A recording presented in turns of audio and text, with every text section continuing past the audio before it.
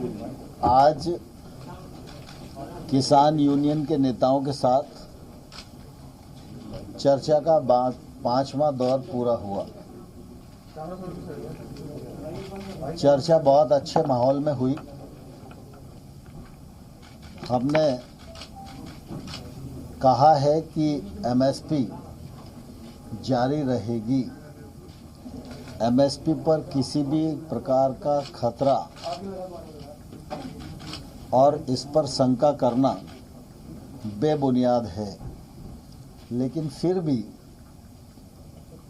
किसी के मन में कोई शंका है तो सरकार उसका समाधान करने के लिए पूरी तरह तैयार है।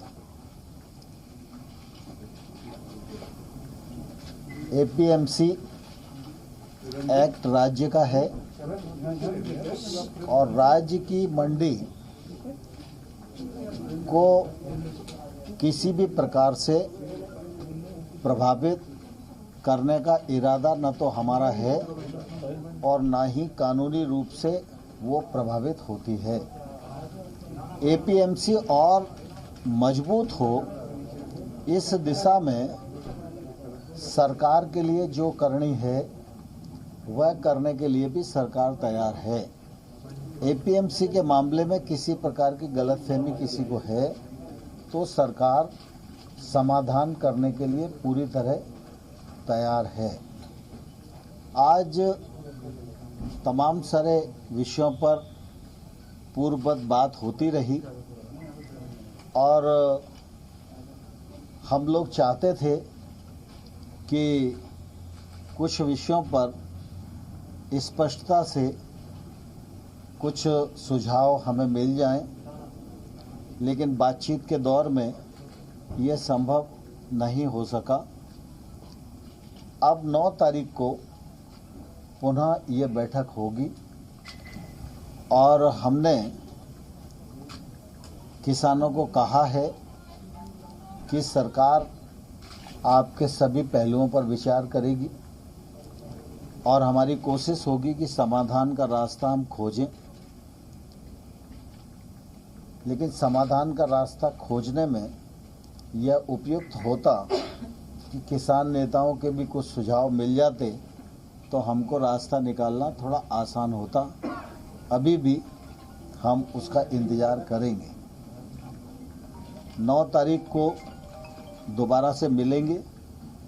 सबकी सहमति से तारीख तय की गई है और मैं आपके माध्यम से बैठक में भी कहा और यहाँ भी कहना चाहता हूँ कि सर्दी का सीजन है, कोविड का संकट है, इसलिए जो बुजुर्ग लोग हैं वे और जो बच्चे हैं उनको अगर यूनियन के नेता आह्वान करके घर भेज देंगे तो वो सुविधा से रह सकेंगे।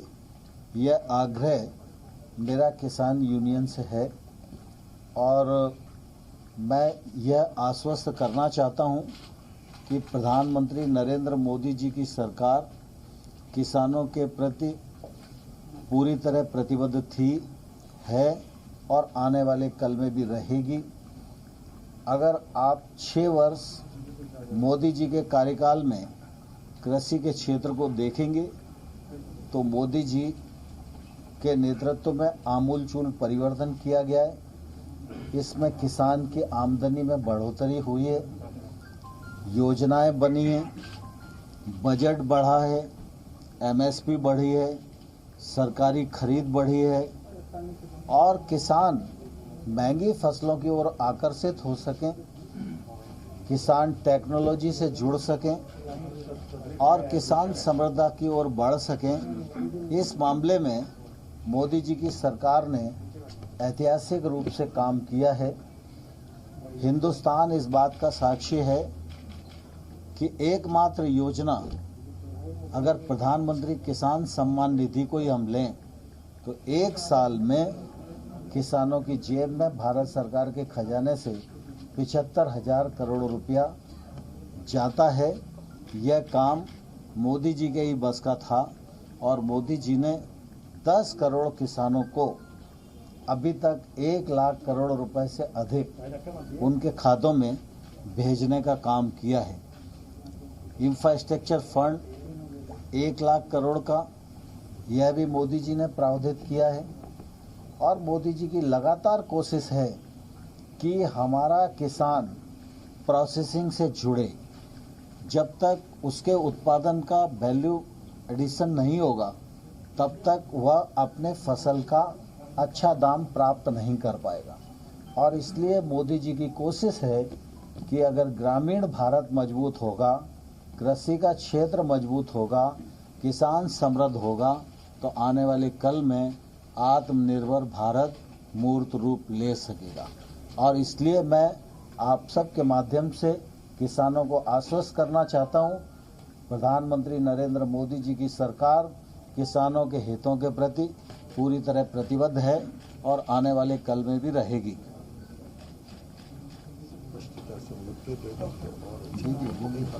लेकिन सर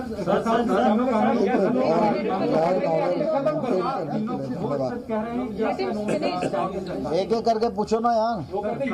जवाब कह रहे हैं कि यस या नो में जवाब चाहिए।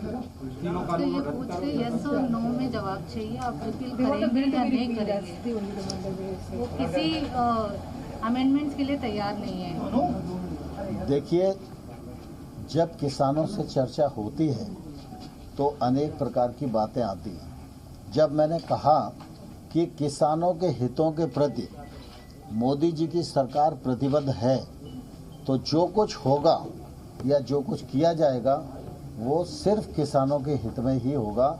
इसका भरोसा देश के किसानों को रखना चाहिए। और मैं इस अवसर पर किसान यूनियन और किसान जो आंदोलन में हैं उन सबको हृदय से धन्यवाद देना चाहता हूं कि वो पूरे अनुशासन के साथ अपना आंदोलन कर रहे हैं और उन्होंने अनुशासन को बनाए रखा है। इस प्रकार का अनुशासन बना रहे, निश्चित रूप से यह जरूरी है।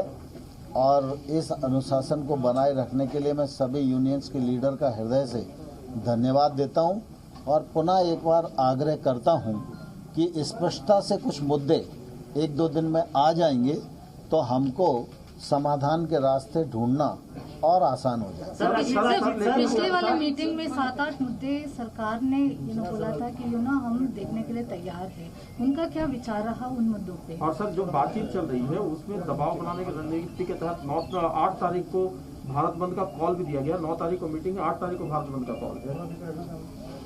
देखिए, दरअसल यूनियंस के अपने कार्यक्रम हैं, मैं उस पर कोई टिप्पणी नहीं करना चाहता हूं।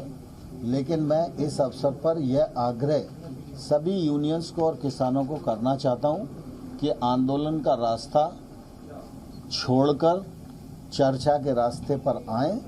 भारत सरकार कई दौर की चर्चा उनके साथ कर चुकी है और आगे भी समाधान निकालने के लिए चर्चा करने को तैयार है। सर, चूंकि 4 दिन का गैप रखा, को काफी ऑफर भी किया, कहा गया कि पराली के जो केसेस हैं हम उस पर पुनर्विचार कर सकते हैं, बिजली के कानून पर कुछ ऐसे आपने किसानों को काफी जो उनकी मांगे थी उसको कुछ ऑफर भी किया आपने? नहीं, परसों जब बैठक हो रही थी तो निश्चित रूप से कुछ मुद्दे चिन्हित हुए थे और उन मुद्दों पर आज भी बातचीत हुई है और इसलिए बातचीत पूरी नहीं हो पाई।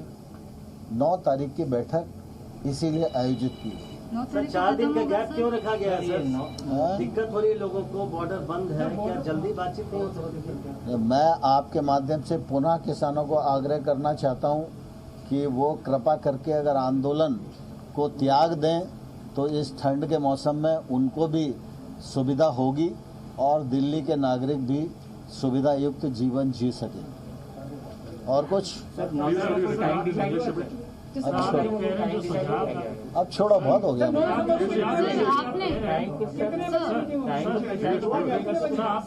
देने के लिए कह रहे हैं 9 तारीख को रिटर्न में दिया हुआ है। आप जो सुझाव देने के लिए कह रहे हैं यूनियंस में, अरे रिटर्न में दिया हुआ है। कई प्रकार के सुझाव आ चुके हैं, कई प्रकार के ज्ञापन आ चुके हैं, लेकिन कुल मिला के जब वार्ता होती है तो धीरे धीरे कुछ बिंदु सिमट कर रह जाते हैं। तो कुछ बिंदुओं तक बात आई हुई है, वो उस पर उनका मत और स्पष्टता से आ जाएगा तो रास्ता खोजना हमारे लिए सुविधाजनक होगा। सर, एमएसपी को लेकर कोई सुझाव या अमेंडमेंट करने के लिए सरकार तैयार है? एमएसपी जारी थी, जारी है और जारी रहेगी। किसी को भी इसमें शंका करने की आवश्यकता नहीं है। तो अलग से कानून बनाने की मांग कर रहे हैं। Is the government planning to expand the ambit of MSP, bring in more commodities to assure the farmers? देखिए, कुल मिला के एमएसपी के मामले में सरकार ने बहुत साफ कहा है, प्रधानमंत्री जी ने बहुत साफ कहा है, मैंने लोकसभा और राज्यसभा के फ्लोर पर साफ कहा है, और इसके बावजूद भी अगर किसान को कहीं भी शंका है तो हम उसका जरूर समाधान करेंगे। ठीक।